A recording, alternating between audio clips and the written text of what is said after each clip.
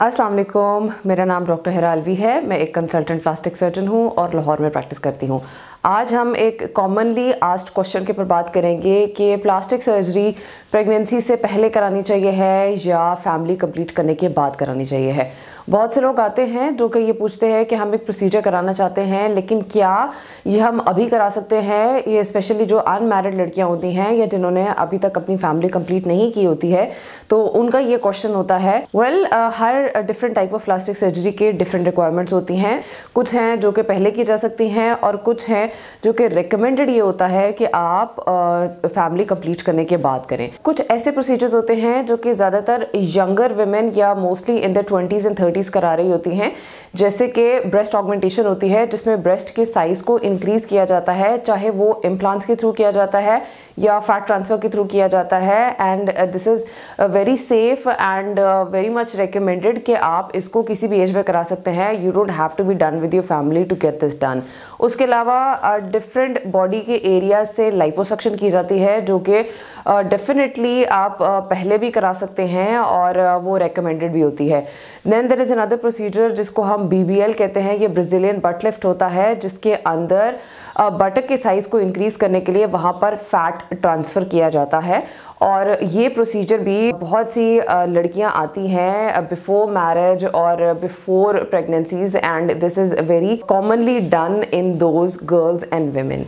लेकिन कुछ ऐसे प्रोसीजर्स होते हैं जिसके अंदर एक्चुअली आप लिफ्ट करना चाह रहे होते हैं समथिंग दैट इज़ सैगी या कि जो कि लूज़ हो गई है। फॉर एग्जांपल ऐसे प्रोसीजर्स में टमी टक आता है कि टमी टक एक ऐसा प्रोसीजर होता है जिसके अंदर टमी में से लूज़ स्किन निकाली जाती है। प्रेगनेंसी में बॉडी बहुत तरीके से चेंज होती है, आपका वेट गेन होता है, उसके बाद ब्रेस्ट के साइज में फ़र्क आता है, टमी की स्किन एक्सपैंड करती है, and after the delivery of baby वो लूज रहती है, वो सैग कर सकती है, वो हैंग कर सकती है। And same is the case with the breast कि जिसके अंदर ब्रेस्ट इनिशियली जब प्रेगनेंसी होती है तो ग्लैंडुलर हो जाती है, बड़ी हो जाती है, and once it gets back to its normal position after pregnancy, तो समटाइम्स वो अपनी एग्जैक्ट नॉर्मल पोजिशन पर नहीं आती है, वो सैग कर सकती है।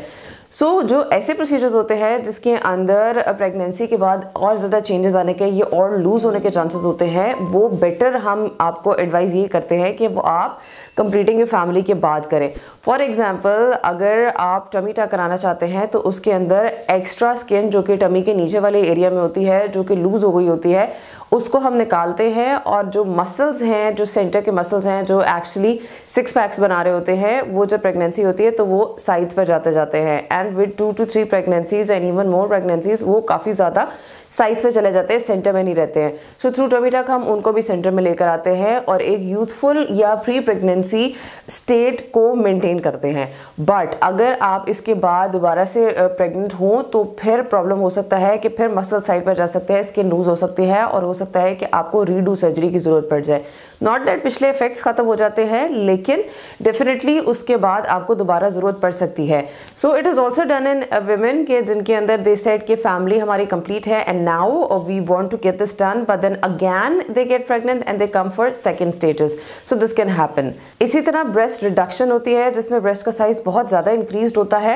समटाइम्स ये अनमैरिड फीमेल्स के अंदर भी हो सकता है एंड ये मैरिड फीमेल्स में भी हो सकता है। सो ब्रेस्ट रिडक्शन के अंदर ब्रेस्ट का टिश्यू निकाल के और उसको लिफ्ट किया जाता है और उसकी यूथफुल अपीयरेंस को मेंटेन किया जाता है और उसका साइज स्मॉलर किया जाता है। सो अगर आप इसको बिफोर प्रेगनेंसीज कराते हैं तो देयर आर सम पीपल जिनके अंदर ब्रेस्ट फीडिंग में प्रॉब्लम आ सकता है। So if breast feeding is your biggest concern and you want कि आप ब्रेस्ट फीड कराएं, तो फिर आपको ये प्रोसीजर अपने फैमिली कंप्लीट करने के बाद कराना चाहिए है।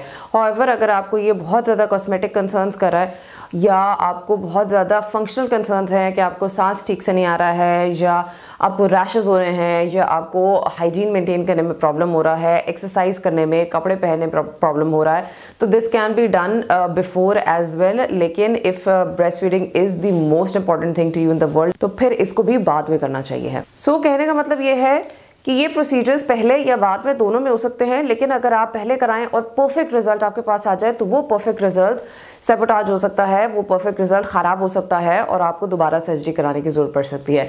बट कोई हार्ड एंड फास्ट रूल नहीं होता है। अगर आप ऐसी कोई सर्जरी करवाना चाह रहे हैं तो you should go visit your plastic surgeon, because वो आपको सही से एडवाइस करेंगे कि ये प्रोसीजर आपके लिए अभी है या इस पर मजीद वेट करने की ज़रूरत है। So it's about maintaining the balance के रिजल्ट्स भी अच्छे आए and patient satisfaction and surgeon satisfaction भी बहुत ज़्यादा हो। So every patient is different. When you come to us, हम आपकी हिस्ट्री लेते हैं, आपको एग्जामिन करते हैं, आपसे एक डिस्कशन करते हैं कि आप क्या चाहते हैं और फिर उसके हिसाब से हम आपको ट्रीटमेंट भी देते हैं। So I hope it helps a little bit in understanding कि कौन सी प्रोसीजर या कौन सी सर्जरी आपको कब करानी चाहिए है।